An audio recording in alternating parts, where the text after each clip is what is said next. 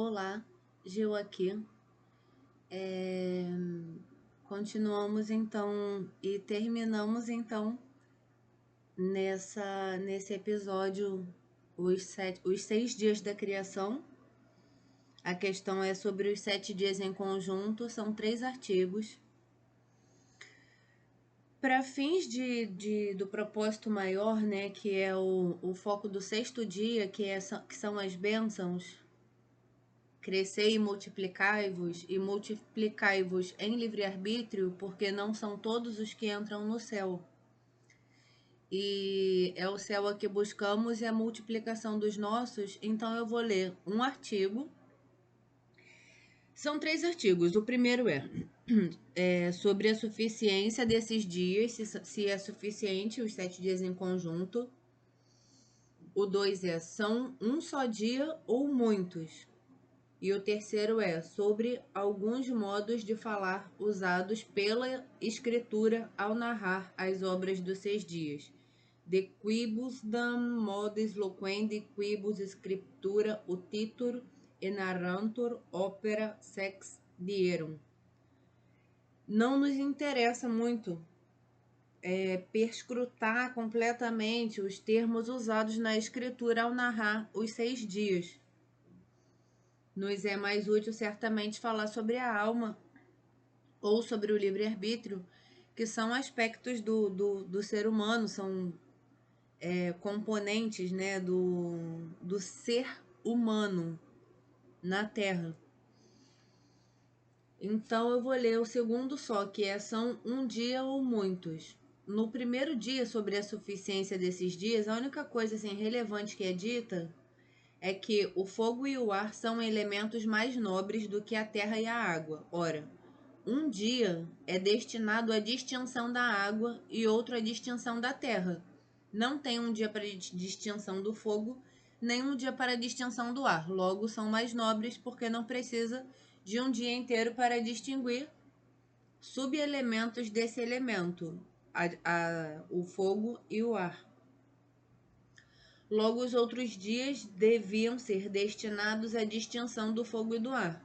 Então, assim, sobre a suficiência desses dias não tem muito assim sobre o que pensar, mas se é um dia ou dois, e o Santo Agostinho vai fazer muitas inferências nesses pensamentos.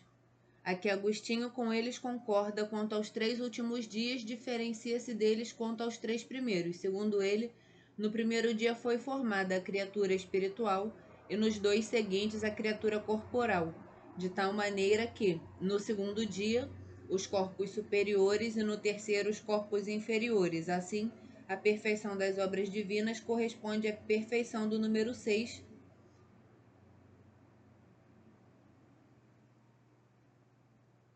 que resulta da soma das partes alíquotas, que são 1, 2, 3. Então ele vai perscrutar sobre a natureza espiritual e inferior das coisas, sobre o fogo e o ar.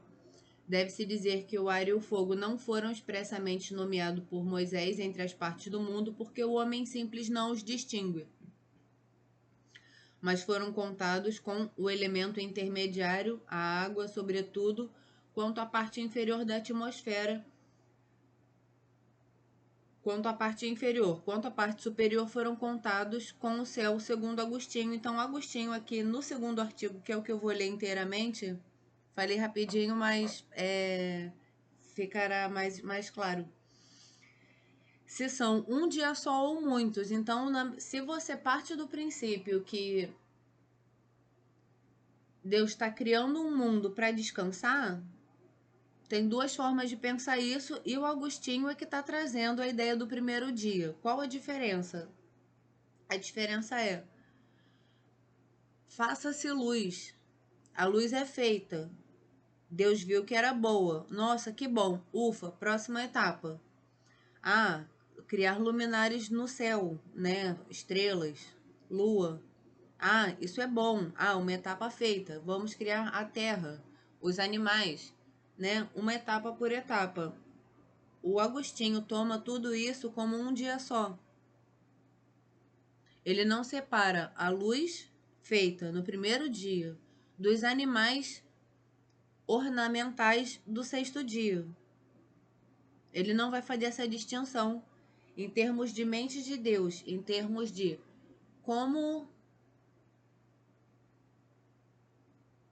em termos de unicidade mesmo de criação. Para Santo Agostinho, Deus não alterou o mood dele, ele continuou, né? Foi em um contínuo foram criadas todas essas coisas antes que o descanso acontecesse. Então, o artigo 2, que é o único que eu vou ler em relação ao conjunto dos sétimos dias, em relação ao conjunto dos 7 dias, todos esses dias são um só dia, utrum omnes iste dies sint unus dies. Quanto ao segundo, assim se procede. Parece que todos esses dias são um só dia. Com efeito, diz o livro do Gênesis, estas são as origens do céu e da terra, quando foram criados, no dia em que Deus fez o céu e a terra e todos os arbustos do campo antes que germinassem na terra. Portanto, um só é o dia em que Deus fez o céu e a terra e todos os arbustos do campo. Ora, fez o céu e a terra no primeiro dia, ou melhor, antes de todos os dias. E os arbustos do campo os fez no terceiro dia. Logo, um só foram o primeiro e o terceiro, e pela mesma razão, todos os outros dias.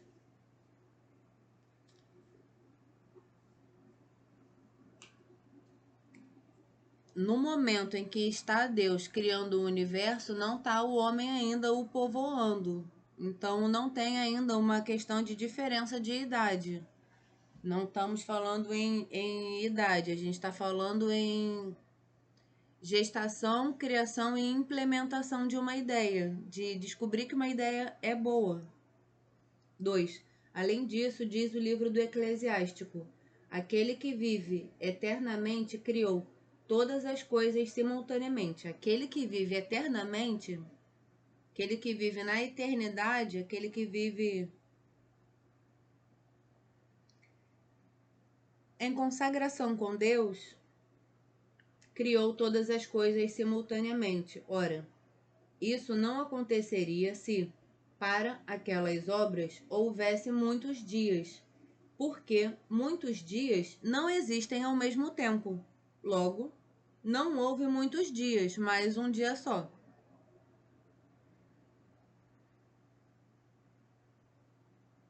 3. Ademais, Deus no sétimo dia cessou de produzir novas obras. Portanto, se o sétimo dia é distinto dos outros dias, segue-se que Deus não o fez. Mas isso não é correto. Esse é o número 3.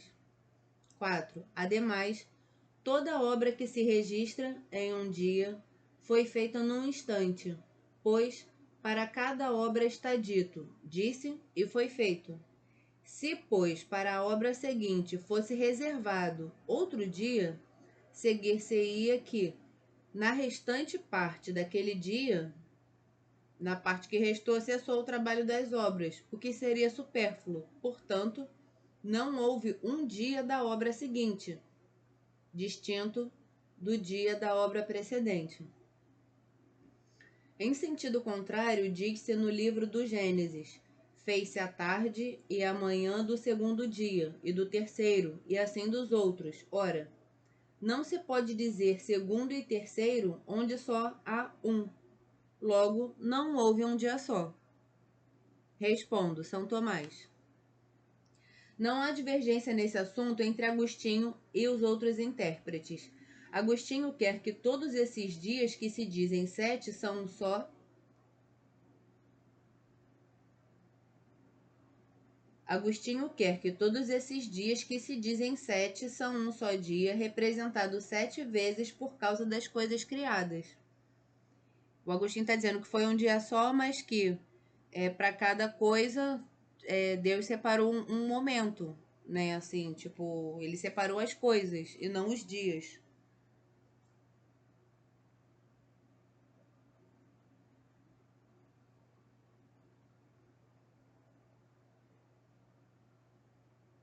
Os outros intérpretes pensam que foram 7 dias distintos e não apenas um. Essas duas opiniões, se referem à interpretação literal do Gênesis, são muito divergentes. Sim, são muito divergentes. São interpretações super divergentes. Essa interpretação do Agostinho, eu não vou dizer que ele é falaciosa, né? A Santa Hildegarda vai falar exatamente o contrário dele, mas dá para entender o que ele está falando.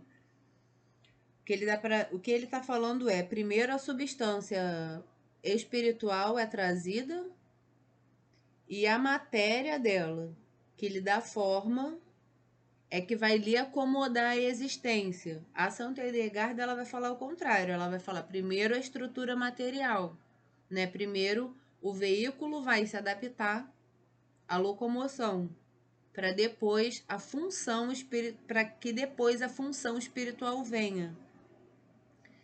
A ideia, ela é apresentada de forma totalmente divergente, assim, né? São ideias que parecem ser trazidas em sentido contrário mesmo, parecem ideias em uma mesma, descritas numa mesma direção, mas em sentidos contrários. Mas falam sobre o aspecto espiritual, que é o mais importante no humano. E também na mente de Deus, como Agostinho está se referindo aos 7 dias, porque, né, para ele é um dia só. Essas duas opiniões, se referem à interpretação literal do Gênesis, são muito divergentes. Agostinho, pelo termo dia, entende o conhecimento angélico, e assim o primeiro dia é o conhecimento da primeira obra divina. O segundo dia, o conhecimento da segunda obra, e assim quanto aos outros dias. E se diz que cada obra foi feita em certo dia, porque Deus nada criou na natureza das coisas que não tenha impresso na mente angélica. Então Deus primeiro criou isso na mente angélica e depois isso foi estabelecido. Faça-se, né? Com o verbo deu vida. E se diz que cada obra foi feita em certo dia, porque Deus nada criou na natureza das coisas que não tenha impresso na mente angélica. Esta pode conhecer muitas coisas simultaneamente, sobretudo no verbo, pois nele todo conhecimento angélico se aperfeiçoa e termina. E assim se distinguem os dias, segundo a ordem natural das coisas conhecidas, mas não segundo a sucessão dos conhecimentos, ou segundo a sequência da criação das coisas. O conhecimento angélico, própria e verdadeiramente, pode ser dito dia, porque a luz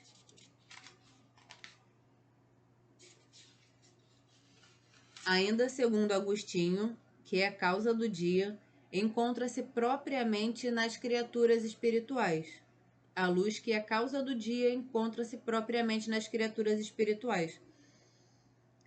Quando se fala luz na Bíblia, se fala em entes espirituais, criaturas, né, espirituais. Na opinião dos outros, esses dias mostraram... Não, na opinião dos outros, esses dias mostram a sucessão dos dias no tempo e também a sucessão da produção das coisas. Mas se essas duas opiniões se referem ao modo de produção das coisas, não há entre elas grande diferença. Se essas duas opiniões se referem ao modo de produção das coisas, não há entre elas grande diferença, e isso por dois motivos, em razão dos quais a interpretação de Agostinho se afasta da dos outros, como foi dito anteriormente.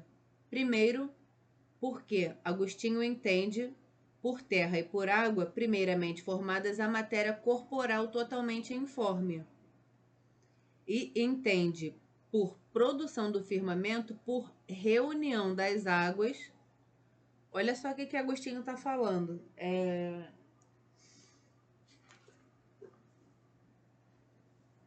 a gente tomando para nós a bênção de Deus e querendo viver nós na vida eterna e nos multiplicarmos, o que o Agostinho está fazendo é emular no humano, na mente humana, o funcionamento da mente de Deus para que sejam venturosas todas as coisas. Então, ele refletindo sobre a criação dos 6 dias, ele diz: terra e água primeiramente formadas. Isso significa matéria corporal totalmente informe, a terra, que a terra é uma maçaroca de maçaroca, né? Tipo, cai fruta, cai folha, cai bicho morto, daqui a pouco tudo vira terra. Então a matéria é informe.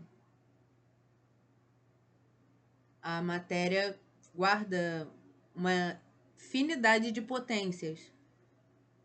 O ser humano não pode voar, né? O pássaro pode voar. Então é uma infinidade de potências que guarda a matéria, mas aqui ele diz a terra como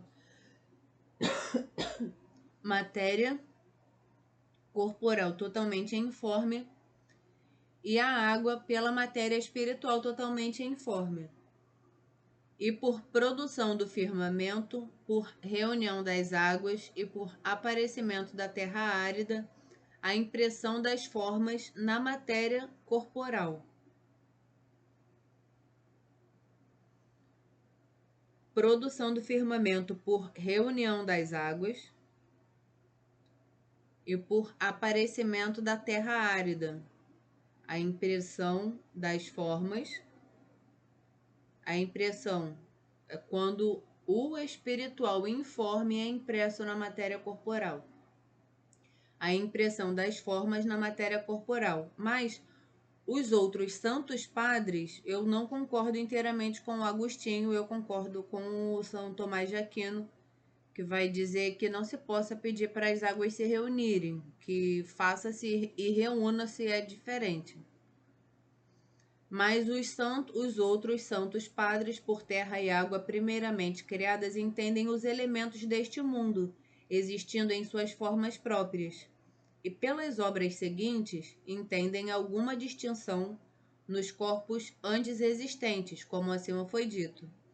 Segundo, diferem quanto à criação das plantas e dos animais, que os outros afirmam ter sido produzidos em ato na obra dos 6 dias, e Agostinho só em potência. Da afirmação de Agostinho, eu admiro a humildade do São Tomás, eu concordo com São Tomás, mas o Santo Agostinho, ele era um mestre retórico, né? Eu imagino que ele deveria ter mais acesso às ideias correntes na época dele do que o Santo Agostinho, do que o São Tomás de Aquino. São Tomás de Aquino, ele é descrito como o boi mudo, né? Ele gostava muito de banquetes, gostava muito de andar no jardim, mas eu desacredito, eu acho que ele não teve esse... Não li a biografia dele, mas assim, eu acho que ele não teve esse contato com a sociedade da época. E o Santo Agostinho teve, e ele passa a bola para o Santo Agostinho, ou pelo menos ele valida, né? Ele passa a bola mesmo para o Santo Agostinho nessa questão, né? E eu admiro muito a humildade dele nesse sentido, mas em parte, eu discordo do Agostinho, mas entendo também. Eu acredito que a criação das coisas deve ser feita como a criação de cada obra, uma após a outra. Não é um processo inteiriço, senão a gente sai da eternidade. Da afirmação de Agostinho, da afirmação de Agostinho, 2 pontos. Que as obras dos 6 dias foram feitas simultaneamente, segue-se que é o mesmo o modo de produção das coisas, pois para ele, como para os outros, na primeira produção das coisas, a matéria estava sob as formas substanciais dos elementos, E também, segundo ambos, na primeira instituição das coisas não havia animais nem plantas em ato. Todavia, entre eles ficam 4 pontos de divergência. Segundo os outros santos padres, depois da primeira criação, houve um tempo, 1, em que não havia luz, 2, em que o firmamento não estava formado, 3, em que a terra não estava coberta de água, e 4, em que os astros luminosos do céu não estavam formados. Mas isso não se pode afirmar segundo a interpretação de Agostinho. Vou ler de novo só esse trechinho que diferencia os santos padres do Agostinho no que tange à criação. Segundo os outros santos padres, depois da primeira criação houve um tempo em que, 1, não havia luz. Eu concordo. 2, em que o firmamento não estava formado. Eu concordo.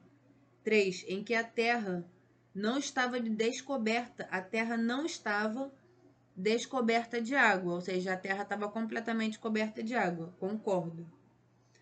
E 4, em que os astros luminosos do céu não estavam formados. Mas isso não se pode afirmar segundo a interpretação de Agostinho.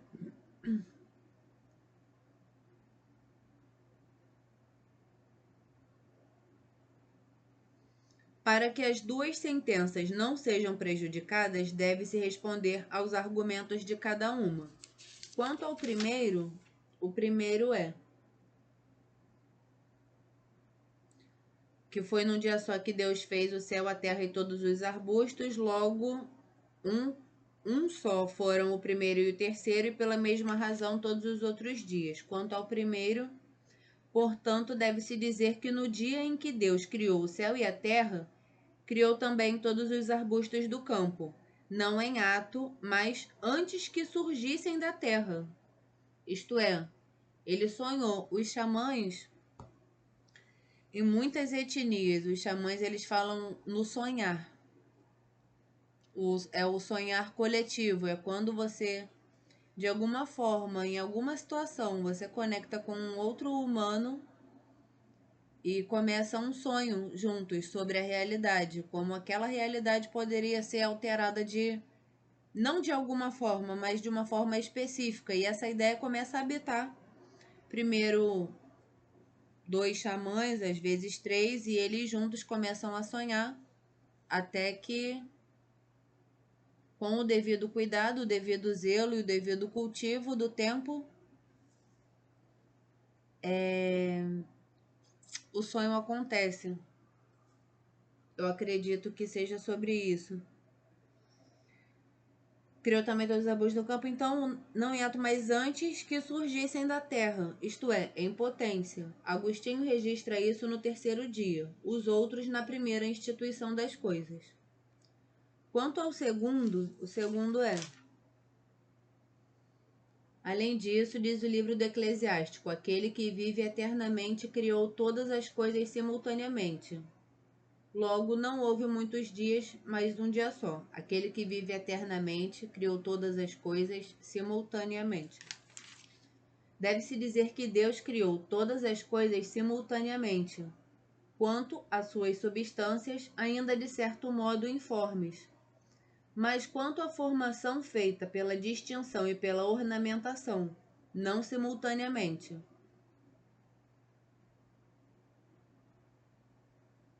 Deus criou todas as coisas simultaneamente, quanto às suas substâncias, ainda de certo modo informes. Tipo, uma coisa bonita para ocupar isso aqui, né? Tipo, você olha o espaço vazio, ai meu Deus, um sofá, mas você ainda não decidiu que sofá aqui é. Tipo assim, sabe? Criou todas as coisas simultaneamente, quanto às suas substâncias, ainda de certo modo informes. Mas quanto à formação feita pela distinção e pela ornamentação, mas quanto à formação feita pela distinção e pela ornamentação, não simultaneamente. Por isso, se usa expressamente o verbo criar. O terceiro é: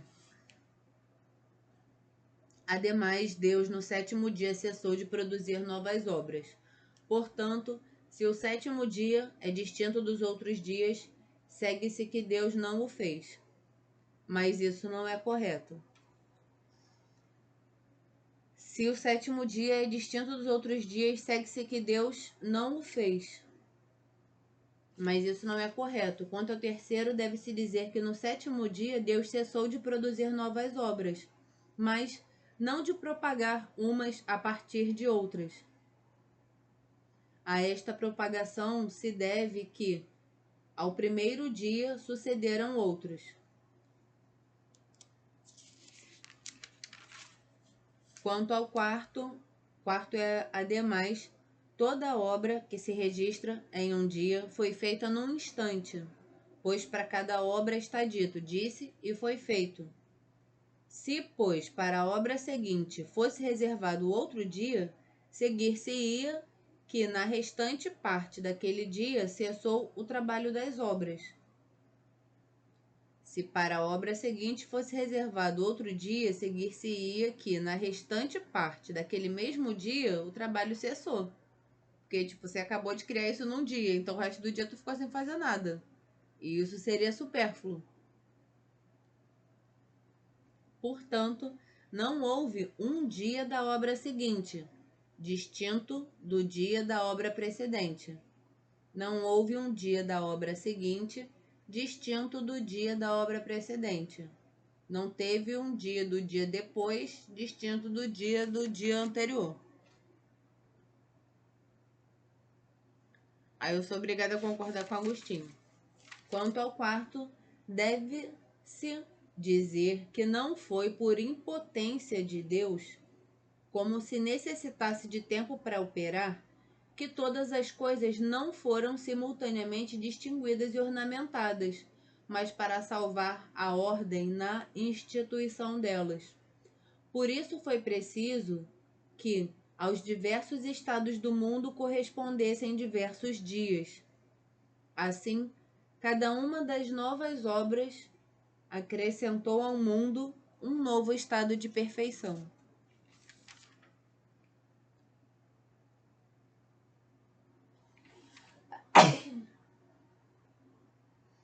E por último, deve-se dizer que, segundo Agostinho, a ordem dos dias deve ser referida à ordem natural das obras atribuídas aos dias, o que, na verdade, elimina todas as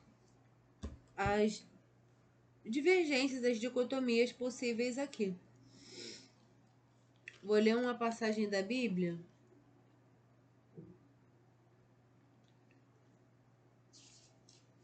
Não sei se eu entro direto em livre-arbítrio, ou na sequência aqui vem o homem, e aí vai falar da alma.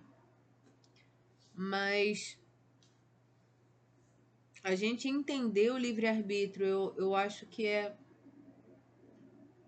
mais relevante, próximo à bênção, ao multiplicai-vos, do que estudar a alma. Por quê? Tem uma figura, é uma sequência, são acho que 12 ou 13 figuras eu vi isso na revista Planeta. Nossa, na casa do pai de um amigo, que tem tipo uma sala que é tipo uma biblioteca, e aí eu fiquei lá fuxicando um monte de coisa, e aí tinha essas revistas Planeta, e aí eu fotografei todas as páginas, né? E aí tem uma coisa que é tipo assim, um lago com dois peixes, e aí um peixe é a alma, o outro peixe é o espírito, e aí esses peixes têm uma figura e tem uns dizeres. Como se um peixe representasse a alma, o outro o espírito, e nadando esses peixes se dissolvessem nesse mar, né? Nesse oceano que é a gente. Então, no primeiro momento, vai ser muito difícil a gente fazer essa distinção entre alma, espírito, substância, essência e todas essas coisas. Mas a percepção sensitiva é uma coisa que todos nós temos com mais ou menos clareza. Então, nesse sentido, estudar o livre-arbítrio eu acho mais produtivo do que do que começar propriamente pela alma. Tem uma manchete bíblica que é certeza do propósito de Deus. Isaías 5:5-11.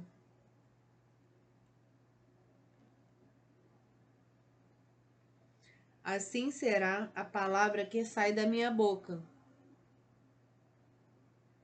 Já aconteceu com você? Você às vezes é perguntado numa situação ou a palavra escapole. Tipo, falei, tipo, nossa, já saiu, né? Tipo assim, né? Falei, já saiu, né? Assim será, ou assim mostrará ser. Sai da minha boca ou sai da minha vontade. São Tomás vai fazer uma distinção entre a voz do coração e a voz que sai pela boca. Isaías 5:5-11. Mas assim será a palavra que sai da minha boca. Não voltará a mim sem resultados.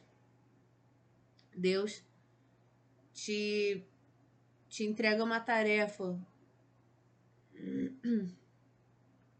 Se você volta com o resultado daquela tarefa, se você volta com aquela tarefa feita, você volta para os braços do radiante. Se não, você não retorna a Deus. Por isso é para poucos o céu. O paraíso, né? Não, agora a gente não pode mais fingir que não sabe a diferença entre céu e firmamento. Então, é para poucos o paraíso, a vida eterna, né? É para poucos a vida eterna. Assim será a palavra que sai da minha boca. Não voltará a mim sem resultados, mas certamente realizará o que for do meu agrado, e sem falta cumprirá o objetivo para o qual a enviei.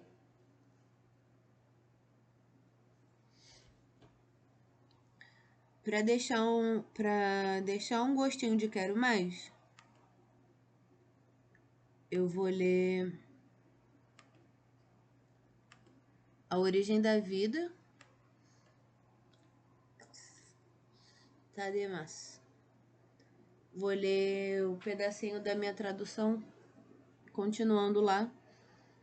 Conceito de origem da vida, porque depois a gente vai falar de doença, e aí quando começar a falar de doença, isso vai ter muito a ver com o livre-arbítrio. Aproveita porque eu não tenho mais esse livro. Eu parei a tradução, então não,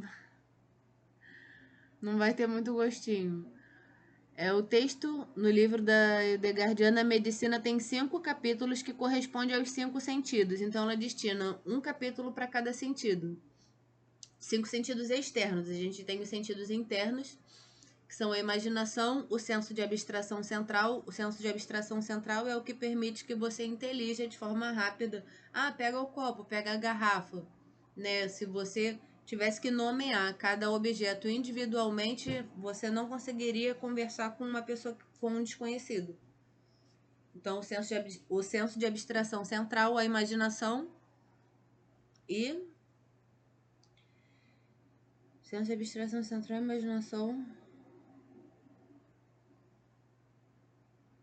A memória são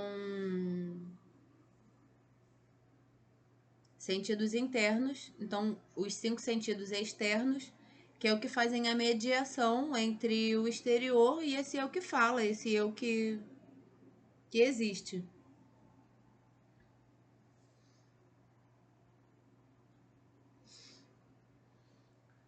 Cinco capítulos que correspondem aos 5 sentidos. Em geral, as descrições e temas do texto são idênticas àquelas da Hildegardiana Cósmica Medicina, assim como foram expostas em Liber Divinorum Operum, onde estão também presentes, mas de uma forma mais elaborada. Ali ela não separa exatamente em 5 sentidos.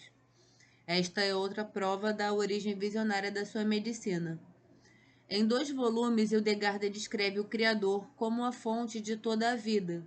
Ela fala da criação de anjos, do cosmos como lar da humanidade e do sol, da lua e das estrelas. O Criador era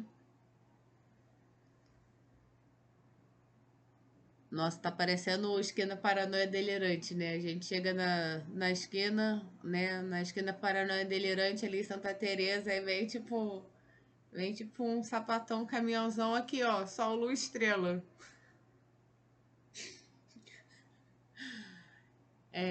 Lar da humanidade, do sol, da lua e das estrelas. O Criador era e é sem início antes da criação do mundo. O Criador era e é luz e radiância e vida. E o Criador disse: Deixai que venham e sejam luz. E assim, a luz e a radiância angelicais foram criadas. A origem, o senso e o objetivo da vida são habilmente expressados no símbolo do anjo flamejante, radiante, radiância flamejante angelical, no flamejo radiante dos anjos, radiância ardente dos anjos, anjos ardentemente radiantes. Com seus pés ele passeia, em cima de Lúcifer, a fonte de todo o mal, um monstro de horríveis artimanhas, venenoso e trevoso como uma cobra. Lúcifer é descrito como a origem do mal e da doença. Qual foi o problema de Lúcifer? Lúcifer tentou emular a mente de Deus. Ele tentou ter livre-arbítrio. Um anjo não tem livre-arbítrio. Um anjo intelige de uma vez só todos os entes de um ambiente, mas o anjo não raciocina. Lúcifer é descrito como a origem do mal e da doença, como pode ser visto no princípio do ateísmo, o isolamento e separação do Criador, a dissolução da ligação com a vida. Saúde e cura são relacionados com a palavra integral, que é uma restauração da palavra which, the word whole, o todo, o integral, whole word, não, the word whole, which is the restoration of oneness with God, the at one ment, which brings health, and this is possible only with God's help. God is the whole life.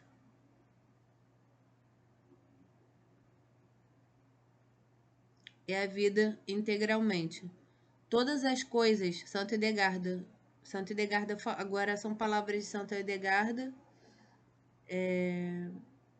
vai intercalar Santa Edgarda falando com os doutores.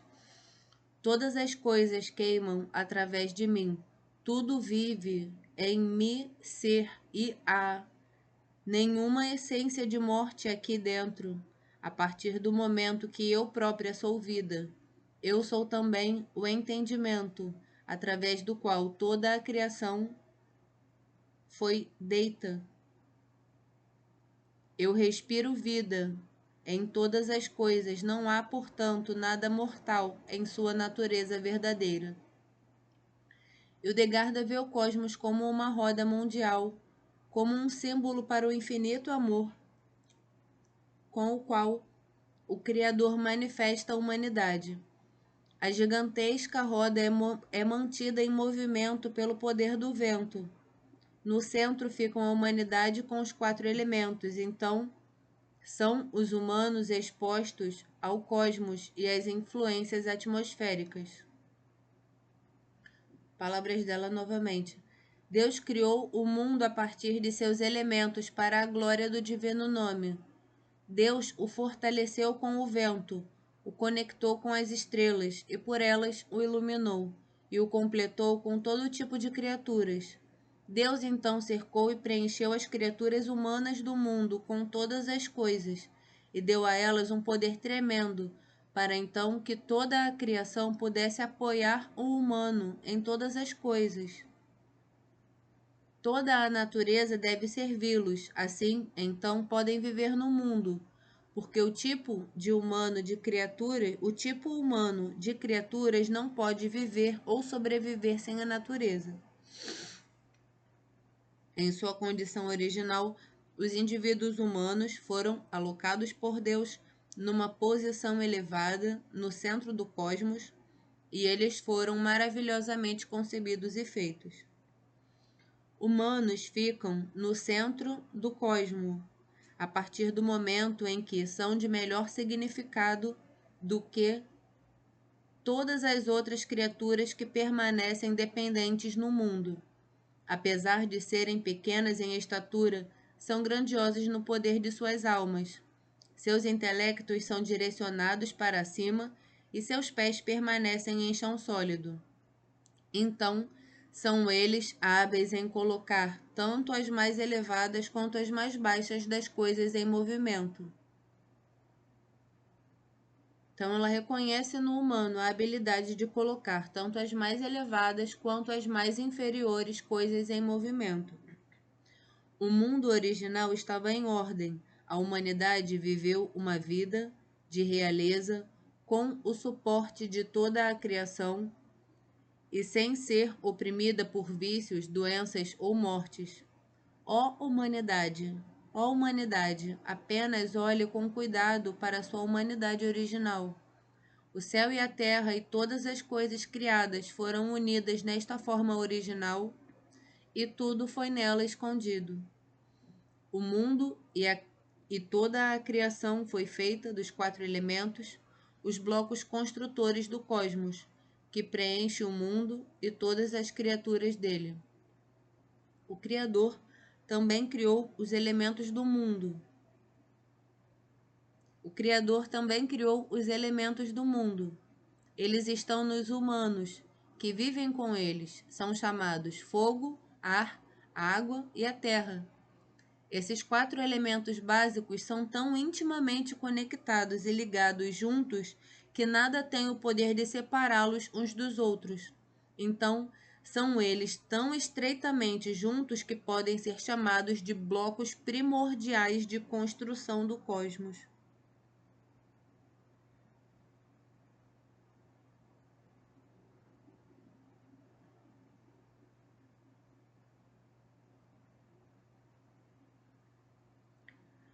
Os 4 tijolos de mundo foram bem conhecidos do campo da medicina por vários séculos. Eles são mencionados pelos físicos de Hipócrates a Paracelso e em fontes ainda mais antigas. Para Hildegard, os elementos são a chave de entendimento de toda a arte de cura.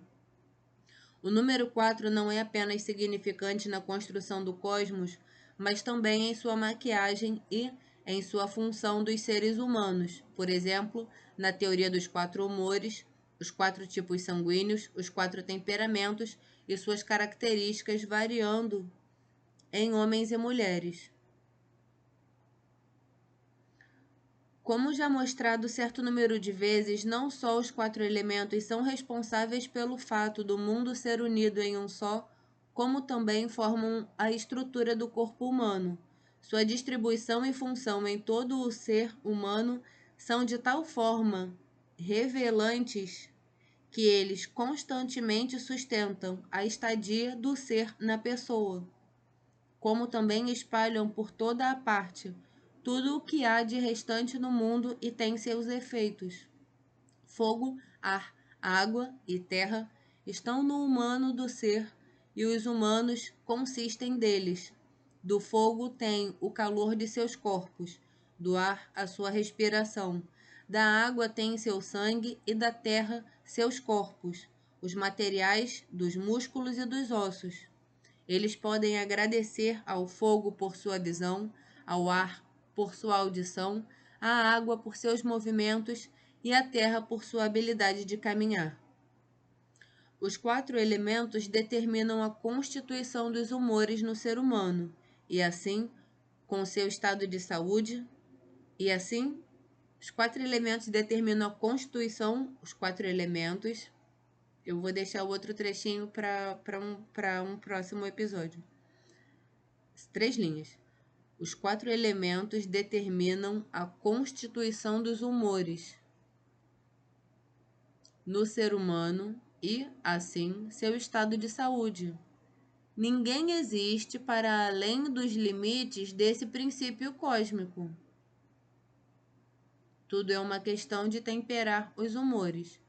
Tudo opera junto nesta ordem, em equilíbrio e harmonia, e assim a pessoa permanece saudável e avivada.